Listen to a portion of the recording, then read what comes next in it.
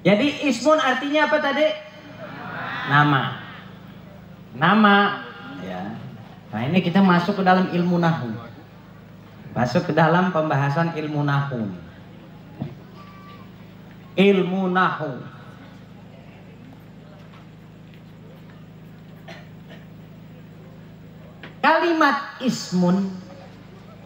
Kalimat ismun ya. Kita bahas sedikit asal katanya atau asal pengambilannya kalimat ismun itu.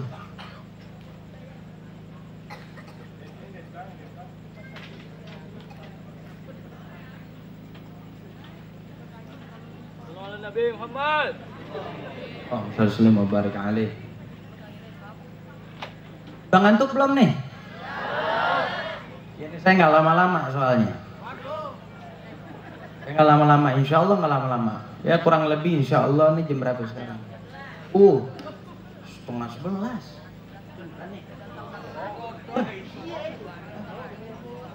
Setengah 11, masya Allah. Insya Allah secepat mungkin. Insya Allah nih ya, secepat mungkin kita selesaikan. Masalah ini kita selesaikan secepat mungkin. Ya, paling lama-lamanya kita keluar 12:30 entar. Insya Allah. Makin lama argonya makin tinggi. Iya. Tahu aja juragan lele.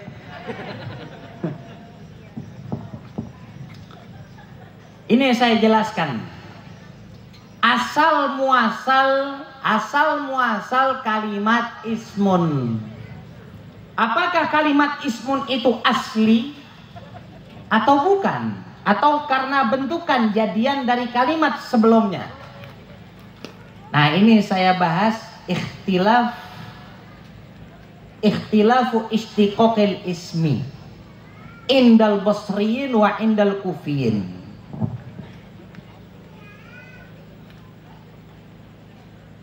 Ulama Basrah sama ulama Kufah, ulama ahli bahasa Arab yang tinggal di negeri Basrah dan ulama bahasa Arab yang tinggal di negeri Kufah, ini beda pendapat. Beda pendapat.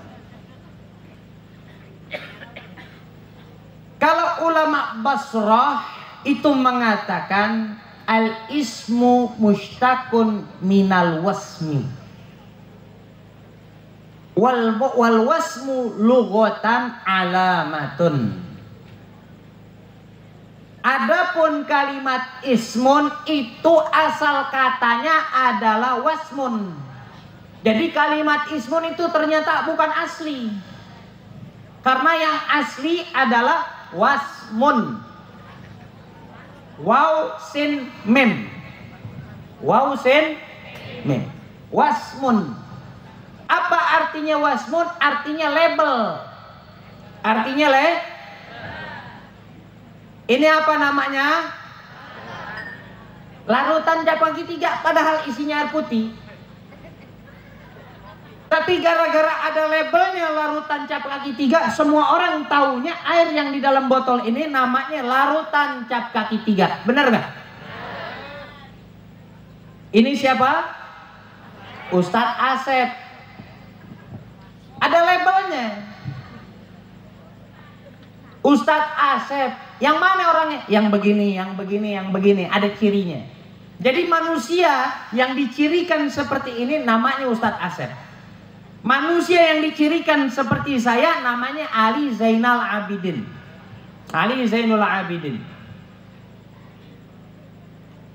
Artinya tuh.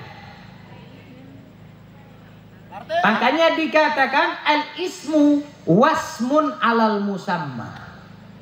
Nama itu adalah sebuah petunjuk, sebuah label bagi siapa yang diberikan tanda itu.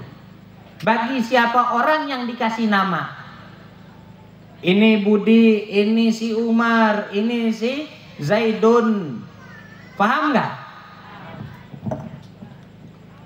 Tapi menurut ulama Kufah, al-ismu mushtaqun minas sumu. ma'kufa, kalimat ismun itu diambil daripada kalimat asumu, sumuwun. Wa huwa fil lugha al-ulu. Artinya sumu apa? Artinya sumu sesuatu yang tinggi. Bukan sesuatu yang tinggi badannya, bukan. Sesuatu hal yang tinggi, betul, di atas. Sesuatu hal menunjukkan kepada arah atas. Di atas tuh, yang tinggi benar.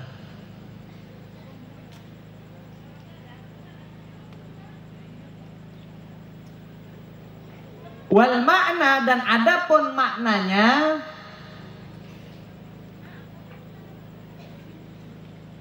wal ismu ya'lu 'alal musamma wa yadullu 'ala ma tahtahu minal makna. Nama itu adalah sesuatu hal yang ada di atas orang yang diberikan nama. Ngerti nggak tuh? Jadi nama itu aslinya bukan ada di badan kita, bukan di diri kita. Tapi nama itu adanya letaknya di atas diri kita. Terus yang di bawah nama itu diri kita, bagian daripada maknanya nama itu. Ngerti nggak tuh?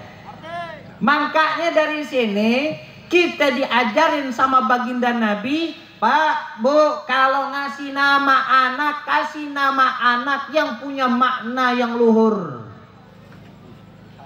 Sebagai bentuk tafaulan. Apa sih tafaulan? Sebagai bentuk harapan kita agar kelak anak kita jadi orang sesuai dengan namanya. Dikasih nama Zainul Abidin, artinya apa? Orang yang bagus ibadahnya, berharap, punya harapan, mudah-mudahan anak ini besok punya ibadahnya bagus. Itu jangan kasih nama Tarno, jangan, nggak ada nama, nggak ada artinya tuh. Ya, jangan. Weh, negara ada papat Tarno. Ada papat. Ada 4 tuh. Paham? Paham gak tuh? Makanya kita ngelihat orang-orang di zaman Nabi ngasih nama anaknya Hamzah. Hamzah singa. Sayyidina Umar dikasih julukan sama Rasulullah Al-Faruq. Umar Al-Faruq, pemisah. Tujuannya apa? Agar sosoknya Sayyidina Umar bisa menjadi pembeda antara kebatilan dengan kebenaran. Biar bisa memisahkan antara kebenaran dengan Makanya saya tadi berharap, makanya saya bilang, saya pengen kasih tahu maknanya Muhammad sama Ahmad. Biar mudah-mudahan besok nih anak muda-muda begitu cintanya udah meluap-luap kepada baginda Nabi Muhammad, besok dia pengen punya cita-cita kalau kawin punya anak laki kasih nama anaknya Muhammad. Kalau enggak Ahmad. Nama depannya, nama keduanya sih terserah dah. Dia mau kasih nama apa bebas. Ya enggak? Mau dikasih nama Muhammad Wardono juga enggak apa-apa. Ya enggak? Muhammad Budiman enggak apa-apa. Yang penting depannya. Yang penting depan. Karena kata Nabi, nama itu adalah doa yang selalu mengiringi dia. Doa yang selalu menyertai dia kemanapun dia berada. Kata baginda Nabi itu. Kata siapa? Kata baginda Nabi. Jadi kalau kasih nama anak, datang ke ulama. Kalau orang dulu ya, yang saya tahu dari nenek saya di Betawi itu punya kebiasaan di Betawi punya kebiasaan. Ya saya yakin insya Allah se-Indonesia kayak gitu. Kalau punya anak biasanya dibawa ke orang pinter. Bahasanya orang dulu tuh orang pinter. Padahal maksudnya adalah datang ke ulama, datang ke kiai. Minta coba pandangan nama. Minta pandangan nama yang munasib, yang barokah apa. Kalau di Jawa itu biasanya ada ada hitungannya tuh. Lahirnya bukan primbon. Ada. Yang dipakai sama Mbah Maimun Zubair itu ilmu titen. Lahirnya tanggal berapa, hari apa, nanti dikasih nama itu. Datang ke ulama itu biasanya. Tapi dikasih nama Islami, masya Allah. Nama Islam. Bukan nama sok-sok Arab, bukan nama Islami, nama yang punya makna luhur. Banyak nama Islami yang keren-keren, banyak. Nama perempuan Salsabila, masya Allah. Salah satu nama sungai di surga. Masya Allah. Ada Khadijah, ada Fatimah, ada Aisyah, ada Zainab, masya Allah banyak. Ada Ummu Kulthum. Ini kagak, wow nama anak laki besok gua kasih nama Ibanez, mentang-mentang di musisi dikasih nama Ibanez merek gitar. Ya enggak? Subhanallah, besok nih anak gede main sepeda nyemplung ke got. Palanya benjol, kagak balik lagi. Kayak gagang gitar palanya ujung-ujungnya. Paham ente? Kasih nama anak yang ajib. Jangan pakai kasih nama Ronaldo deh. Almar'u ma'aman ahab, kata Nabi. Orang itu bakal dikumpulin sama siapa yang dicintain. Kalau dicintainya sama Nabi, dikumpulinnya sama Nabi. Kalau dikumpulnya sama ahli neraka, dikumpulin sama ahli neraka besok di naudzubillah. Naudzubillah. Jadi paham? Arti nama adalah sesuatu hal yang ada di atas orang yang diberi nama. Berarti yang di bawahnya itu, orangnya itu dimaksudkan sebagai makna daripada kandungan namanya. Hadirin, kalau kita mau teliti, kalau kita mau lihat, cuman baginda Nabi toh, cuman baginda Nabi saja yang zahir batinnya nggak meleset daripada esensi namanya. Namanya beliau Muhammad, namanya beliau Muhammad, namanya beliau Muhammad. Artinya apa tadi? Orang yang paling banyak dapat pujian, orang yang paling banyak dapat sanjungan, orang yang paling banyak dapat pengagungan. Ini tandanya apa hadirin? Itu tandanya di dalam diri baginda Nabi memang ada hal yang membuat kita akhirnya tertuntut untuk memuji kepada beliau. Tertuntut dengan diri kita sendiri. Kita kalau melihat orang baik nggak pakai diminta, tertuntut langsung keluar dari hati. Langsung keluar dari kesadaran sendiri. Masya Allah nih orang baiknya, minta ampun. Ada kampung kekeringan, gak ada sumurnya, ada orang kaya datang, masya Allah, orang dermawan ke kampung itu. Dibikinin galian air. Akhirnya dibikinin apa namanya?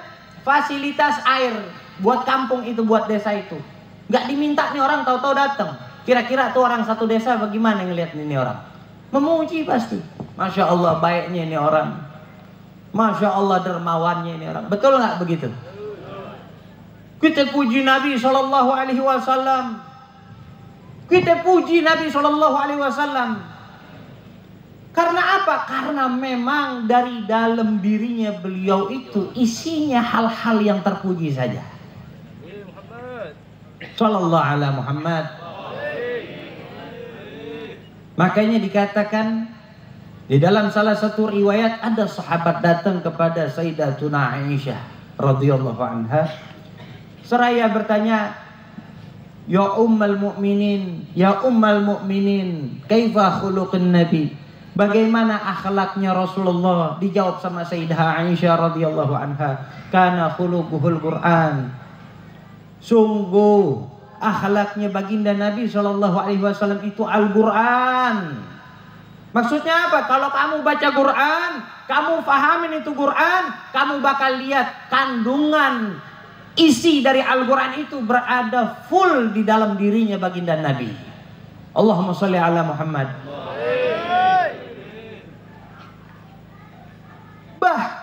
Bahkan yang memuji baginda Nabi bukan cuman kita, jangankan kita, sebelum kita ada lagi. Sebelum ini manusia ada, Allah udah terlebih dahulu memuji kepada beliau. Allah pun setelah ciptakan kita, Allah puji kita juga, Allah puji baginda Nabi juga. Wa innaka la'ala khuluqin azim.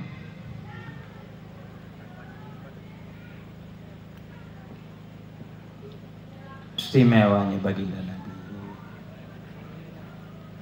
Namanya Muhammad, orangnya nggak keluar daripada garisan namanya, masya Allah. Kalau kita sih, waduh, belentang-belentang masih. Nama saya Ali, orangnya sih nggak seindah namanya, nggak seutuhnya Ali gitu, ya enggak.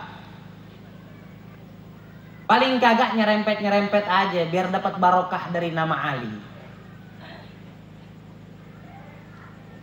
Ada orang dikasih nama Abdurrahim, hambanya yang Maha Rahim. Tujuannya apa? Mudah-mudahan anak saya jadi orang nggak pelit, nggak bakhil. Biar jadi orang dermawan. Biar besok kalau dia punya harta banyak, dia mau berbagi sama saudara-saudaranya yang muslim. Paham? Ini keistimewaannya baginda Nabi. Jangan orangnya, namanya aja menunjukkan kepada kadar sosok dirinya. Itu baru yang Muhammad.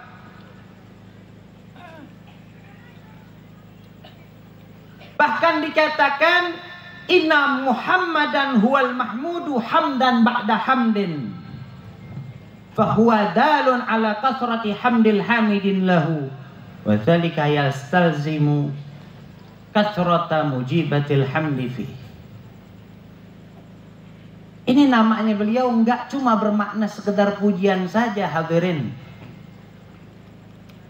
Tapi memang sangat banyaknya beliau dapat pujian dari Allah, dari malaikat, dari makhluk-makhluknya Allah yang lain. Sampai kapan? Sampai hari kiamat Rasulullah ini terpuji. Sampai hari kiamat.